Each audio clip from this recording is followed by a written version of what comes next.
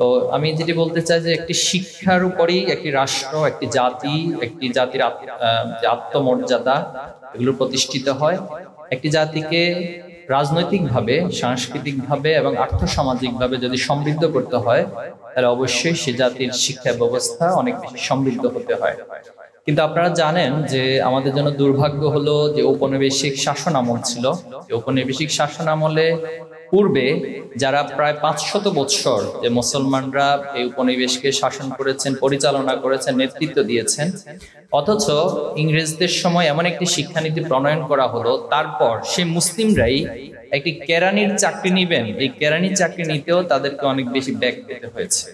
এর কারণ কি ছিল? এর অন্যতম একটি কারণ ছিল লর্ড ম্যাকেলের যে শিক্ষানীতি তিনি প্রণয়ন করেছিলেন, এবং সেখানে তিনি উল্লেখ করেছেন যে তারা এমন একটি শিক্ষানীতি প্রণয়ন করছেন এই জাতি রাষ্ট্রের উপরে, এই উপমহাদেশে, যার মধ্য দিয়ে যারা রক্তে বর্ণে হয়তো ভারতীয় হবে, রক্তে বর্ণে এই জমিনের বা এই উপমহাদেশের মানুষ তারা হবে, পরিচয় দিবে, কিন্তু তাদের রুচি, মতামত এবং তাদের কৃষ্টি কালচার, বুদ্ধিভিত্তিক জায়গায় তারা মূলত একজন ব্রিটিশ হয়ে উঠবে, অথবা ঔপনিবেশিক যে দাস, সেই দাসের মানসিকতা নিয়ে তারা বড় হবে।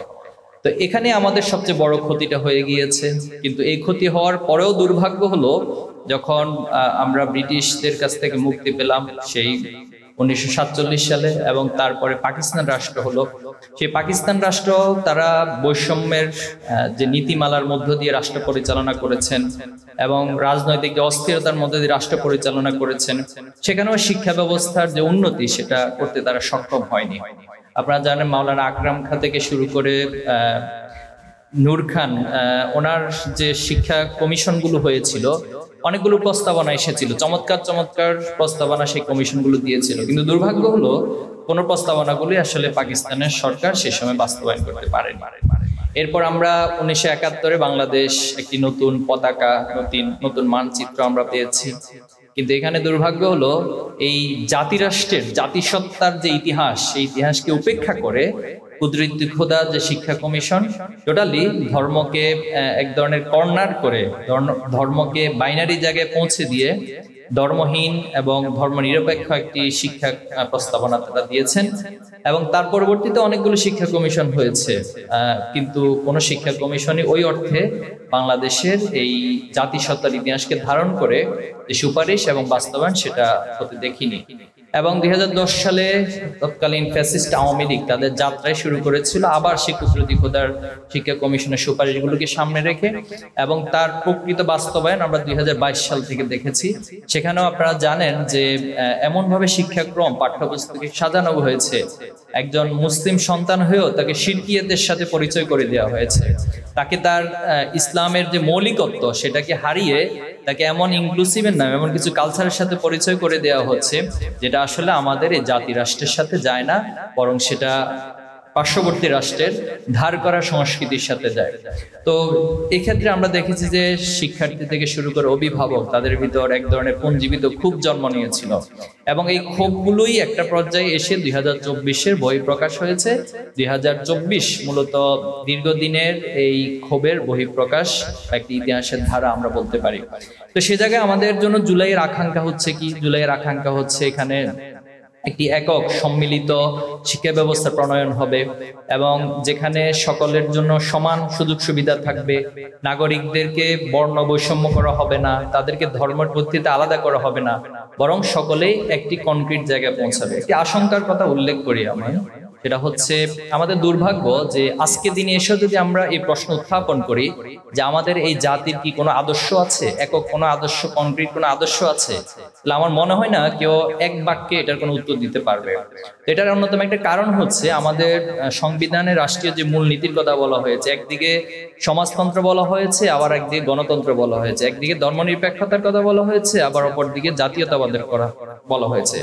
আপনি যদি খুব স্বাভাবিকভাবে এই মূলনীতিগুলোকে বিশ্লেষণ করেন, আপনি পাবেন যে এটা একটার সাথে কন্ট্রাডিক্ট করে।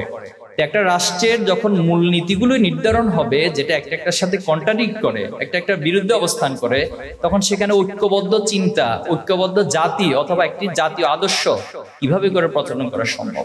আমরা এই জায়গাটাতে সবচেয়ে বড় দুর্ভাগ্য আমাদের, এবং এই কারণে আমাদের শিক্ষানীতিগুলো, শিক্ষা ব্যবস্থাটা আমাদেরকে জাতীয় ঐক্যের ভিত্তিতে অথবা সম্মিলিত ভাবে কোনো জায়গায় পৌঁছায় না। আমরা জুলাইয়ের আকাঙ্ক্ষাকে লালন করে আমরা মনে করি যে এই ধারাগুলোর পরিবর্তন হবে। আপনারা অবগত আছেন যে গতকাল জাতীয় প্রেস ক্লাবে আমরা একটা সংবাদ সম্মেলনের মাধ্যমে ইসলামের ছাত্র শিবিরের পক্ষ থেকে 30 দফা শিক্ষা সংস্কার প্রস্তাবনা উপস্থাপন করেছি। সেখানে শিক্ষা কমিশন গঠন থেকে শুরু করে শিক্ষার ইনস এন্ড আউটস সবগুলো বিষয়, প্রাথমিক যে বিষয়গুলো প্রয়োজন, আমরা অনেক গবেষণা করে এই বিষয়গুলো উপস্থাপন করেছি। এবং আপনাদের মাধ্যমে আমরা সরকার সহ সংশ্লিষ্ট যারা কর্তৃপক্ষ রয়েছেন সকলের কাছে অনুরোধ করব ছাত্র শিবিরের প্রস্তাবনাগুলোকে আপনারা আমলে নেবেন এবং এই প্রস্তাবনার আলোকে বেসড করে আগামী দিনে জুলাইয়ের যে আকাঙ্ক্ষা, জুলাইয়ের আকাঙ্ক্ষিত সেই শিক্ষা ব্যবস্থা প্রণয়ন হবে ইনশাআল্লাহ। আমরা আজকে একটি বিশেষ দিনে এখানে উপনীত হয়েছি। আপনারা ইতিমধ্যে বক্তাদের এবং আমার আগে যারা আলোচনা করেছেন ওনারা বিষয়গুলো বলেছেন। শহীদ আব্দুল মালেক ভাই, যিনি এই শিক্ষার পক্ষে কথা বলতে গিয়ে, কমন সেটস অফ ভ্যালুস এর কথা বলতে গিয়ে ওনাকে নির্মমভাবে হত্যা করা হয়েছে।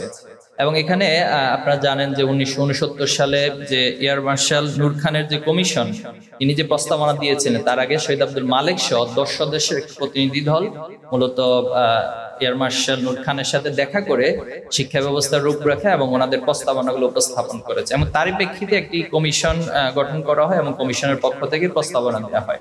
এই প্রস্তাবনাগুলো যখন ইসলামের মৌলিকত্বের সাথে যাচ্ছে, তখন এই ভূখণ্ডেরই কিছু সমাজতান্ত্রিক এবং ধর্মনিরপেক্ষ মতবাদে যারা বিশ্বাসী, তারা জনমত যাচাইয়ের জন্য একটি প্রোগ্রাম আয়োজন করেছিলেন।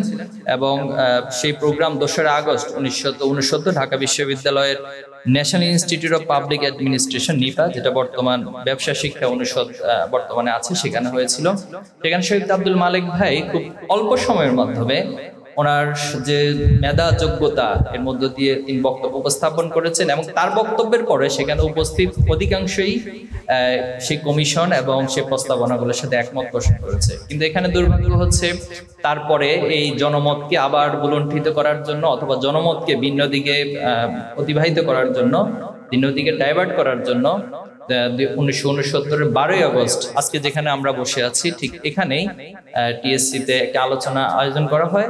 এবং সেখানে যখন শহীদ আব্দুল মালেক ভাই এসেছিলেন আলোচনা করার জন্য, ওনাকে আলোচনা করতে দেওয়া হয়নি এবং ওনাকে ওনার মত প্রকাশ করতে দেওয়া হয়নি। এবং সেখানে একটা ক্যাওস তৈরি করা হয়, একটি সাংঘর্ষিক পরিস্থিতি তৈরি করা হয়। কিন্তু আব্দুল মালেক ভাই খুব ঠান্ডা মাথায় সেই পরিস্থিতিকে তিনি নিয়ন্ত্রণ করেছেন এবং সবাইকে পাঠিয়ে দিয়ে তিনি যখন যাচ্ছিলেন এই সোহরাওয়ার্দী উদ্যানের পাশেই ওনাকে নির্মমভাবে আঘাত করা হয় এবং ওনাকে ইট দিয়ে মাথাগুলো থেতলে দেওয়া হয়।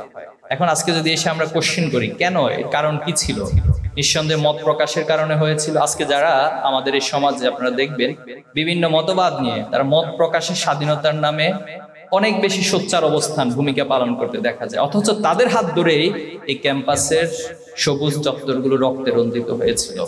তো আমরা এটা বিশ্বাস করি শহীদ আব্দুল মালেক ভাই যে জন্য জীবন দিয়েছেন, ওনার যে আদর্শ, সেই আদর্শকে তারা হত্যা করতে পারেনি।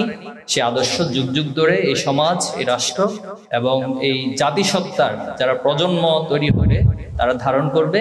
এবং শহীদ আব্দুল মালেক ভাইয়ের যে স্বপ্ন, সত্যিকার অর্থে একটি নৈতিক শিক্ষা ব্যবস্থা প্রণয়ন, আমরা বিশ্বাস করি অদূর ভবিষ্যতে বাংলাদেশ জুলাইয়ের আকাঙ্ক্ষাকে এবং শহীদ আব্দুল মালেক ভাইয়ের যে আদর্শ সেটাকে ধারণ করে ইনশাআল্লাহ একটি সুন্দর এবং সবার জন্য গ্রহণযোগ্য, নৈতিক মানসম্পন্ন আধুনিক শিক্ষা ব্যবস্থা প্রণয়ন হবে। আমরা আজকের প্রোগ্রাম থেকে সেই প্রত্যাশা ব্যক্ত করে আপনাদের সবাইকে ধন্যবাদ জানিয়ে আমার কথা এখানে শেষ করছি। আসসালামু আলাইকুম ওয়া রাহমাতুল্লাহ।